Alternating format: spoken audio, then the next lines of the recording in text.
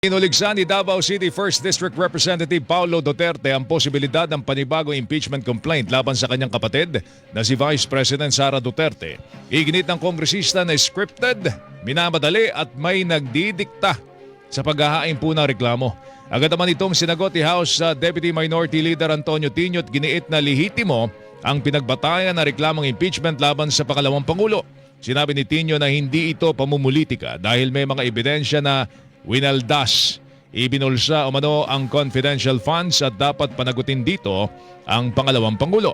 Idinagdag pa nitong si Tino na nakahanda ang Makabayan Bloc na i-endorso kung merong magsasampa ng panibagong impeachment complaint laban naman sa Vice Presidente.